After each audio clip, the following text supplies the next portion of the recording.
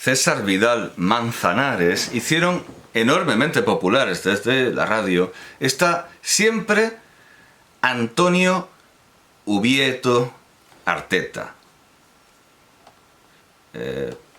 Por cierto, nacido en 1923 y muerto en 1990, para que se ponga para que se triangule de dónde viene esto que a día de hoy sigue azotándonos. Antonio Ubieto Arteta. Un erudito de no poco valer, a quien pudo el fanatismo nacionalista.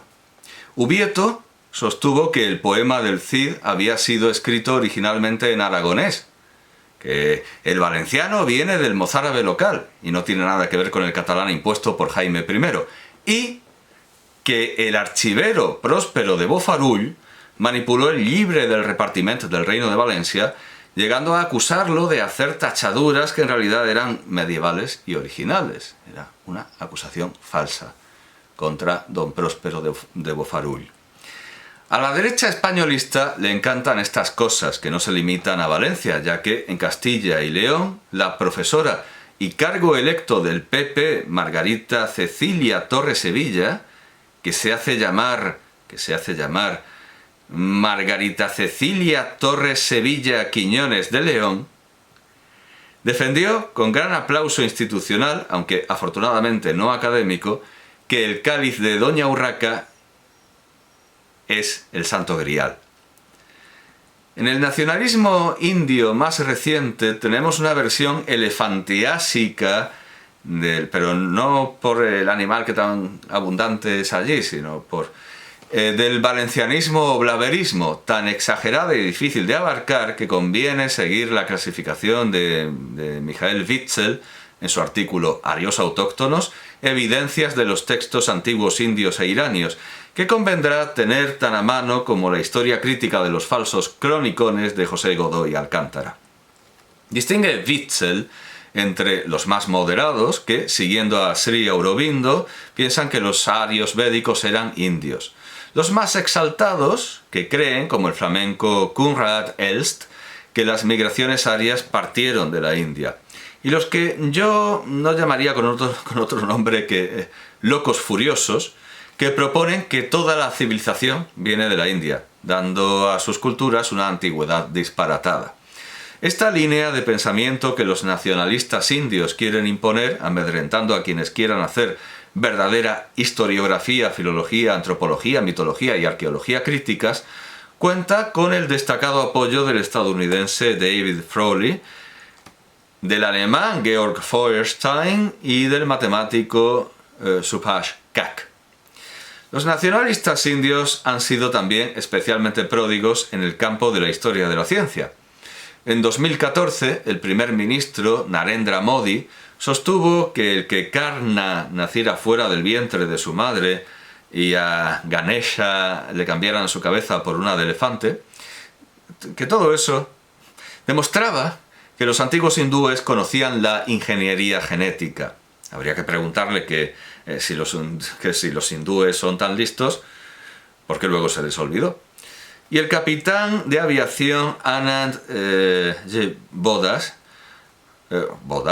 propuso al Congreso Indio de Ciencia una comunicación defendiendo la autenticidad tanto histórica como científica del Vaimanika Shastra, un texto del siglo XX que, a diferencia de otros textos clásicos sánscritos y tamiles sobre vehículos voladores, daba detalles sobre su construcción, pero obviamente no tirando de ningún saber ancestral perdido, sino de la aviación moderna. Y todos los críticos sostienen y ven claro que tiene que ser posterior a 1903. Creo que he mostrado suficientemente el origen de afirmaciones que están por todos lados, como la evolución es solo una teoría. Juan Pablo II decía haberse probado que es más que una teoría. Tienes que saber lo que le hicieron a Santo Dominguito de Val o al pequeño San Huitito de Lincoln.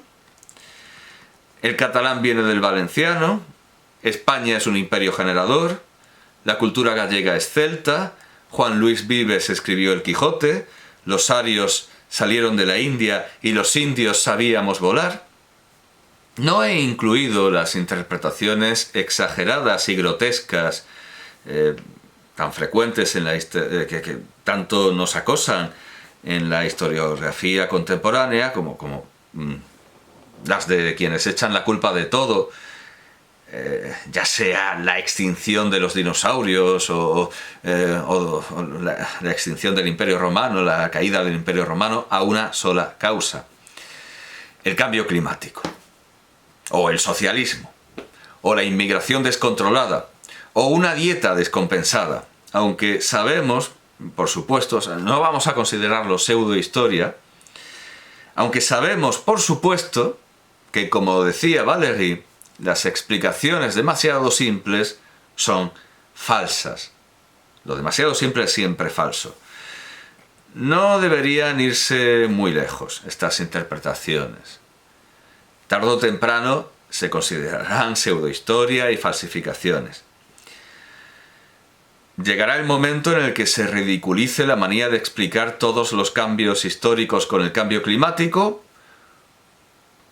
de la misma manera en la que se ridiculizará que se niegue que estamos sufriendo uno, aunque esto segundo es aún solo una teoría, a diferencia de la evolución.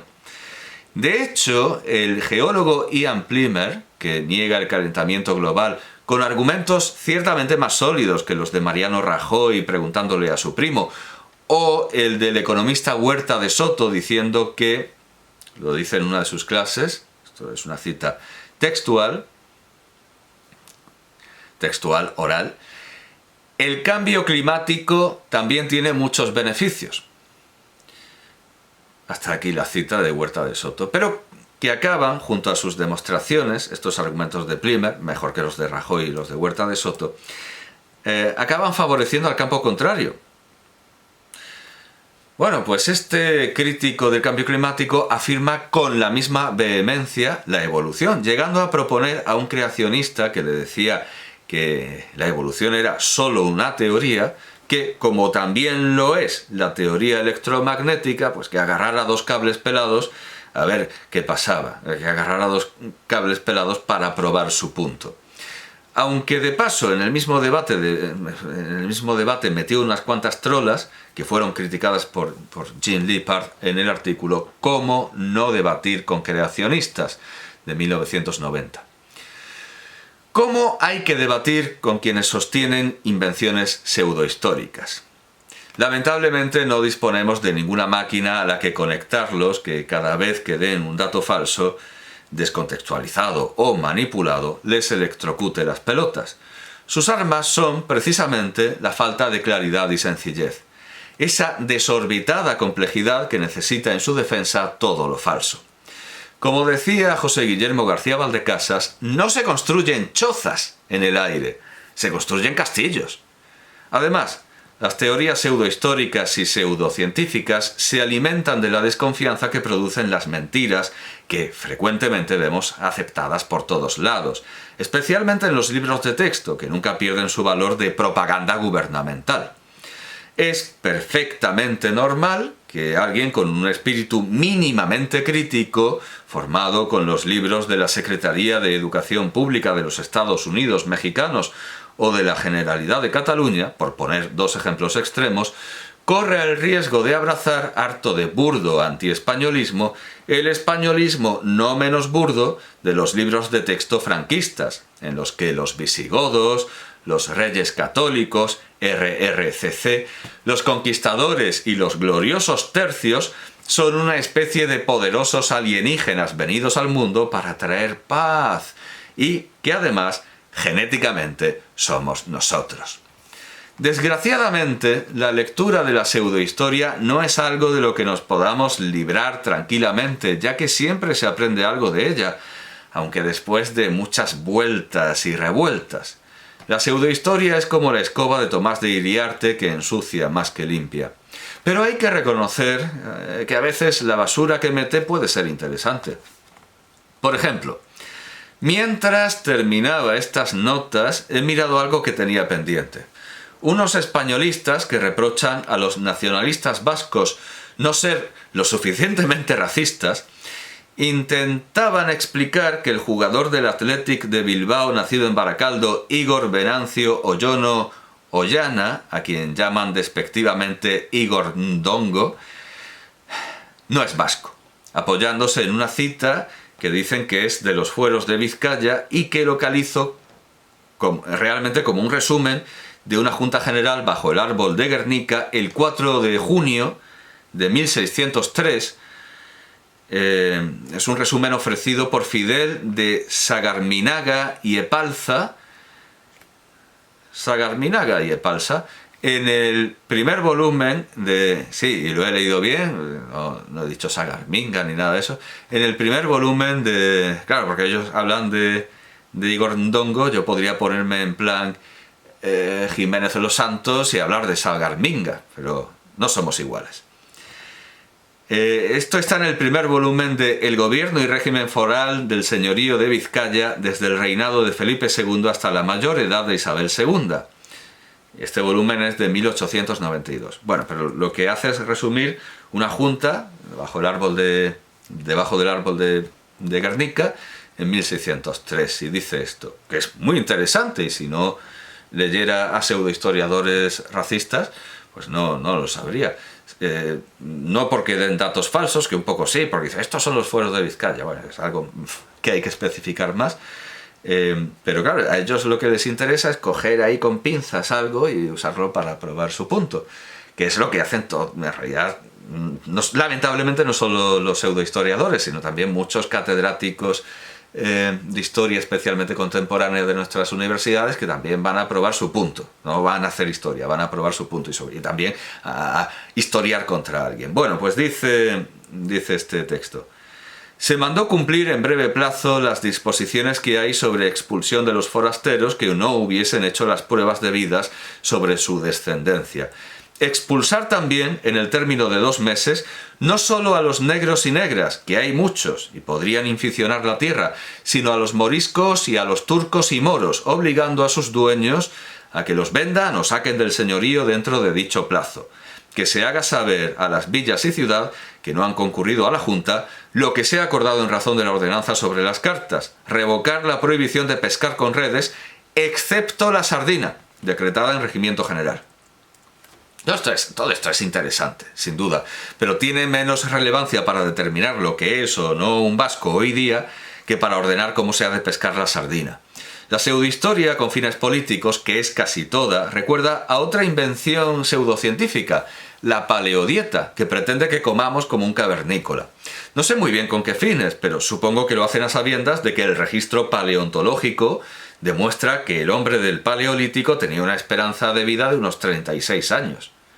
De igual manera, no sé quién querría reproducir el modelo de la España de los siglos de oro y volverse a encontrar cadáveres por los caminos, víctimas del hambre o ahorcados y hechos cuartos o ajusticiados en las plazas públicas y a la entrada de las ciudades.